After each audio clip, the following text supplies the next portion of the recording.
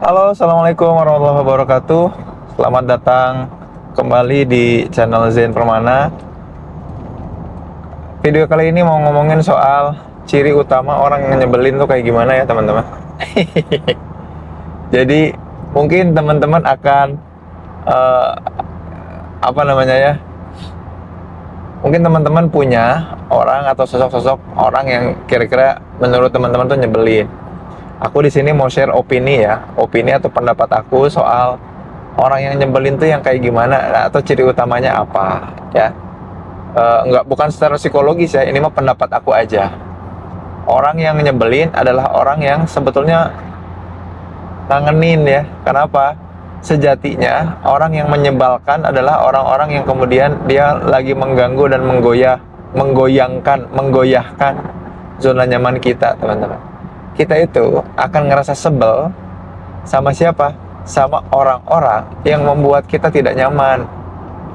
Lagi enak-enak duduk ya, tiba-tiba ada yang ganggu, ayo dong beres-beres, ayo dong ngerjain ini gitu ya. Orang akan keganggu dan ngerasa sebel sama orang lain yang menggoyang atau mengganggu kenyamanannya gitu.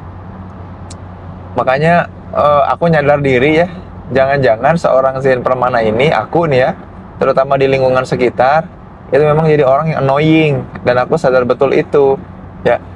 Buat teman-teman yang seangkatan aku nih waktu kuliah S1 pasti sebel sama aku ya, dan aku tahu banget, yang ngelihat banget kalau di grup angkatan itu kalau ada si A, si B atau si C, dia kemudian posting atau ngeramein grup, yang lain tuh ngerespon apa gitu ya. Kalau aku yang masuk di grup biasanya orang-orang tuh sepi ya, sengaja nggak ada yang ngerespon.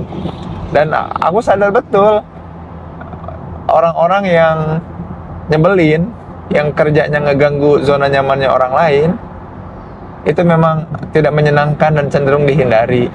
Gak punya banyak teman, dan gak apa-apa sebetulnya. Cuman teman-teman masih tahu nih, di video ini aku pengen ngasih tahu bahwa menjebalkan itu bukan ciri kejahatan. Seringkali kita butuh orang-orang yang menyebalkan ya. Yaitu apa? Tadi ciri utamanya adalah orang-orang yang memang ternyata dihadirkan oleh Allah untuk kita, untuk menggoyang atau menggoyahkan kenyamanan kita gitu. Karena kehidupan yang bertumbuh itu tidak pernah ada di zona kenyamanan, teman-teman ya. Kehidupan yang bertumbuh itu tidak pernah ada di zona kenyamanan ya. There is no growth in comfort zone. Tidak ada pertumbuhan di dalam zona nyaman. Dan itu hanya bisa diignite ya, didorong, di-trigger sama siapa? Sama orang-orang yang menyebalkan. Jadi di video ini aku pengen ngasih opini dan edukasi ke teman-teman bahwa tidak selamanya orang-orang yang kemudian menyebalkan itu ya memang pantas dijauhi gitu.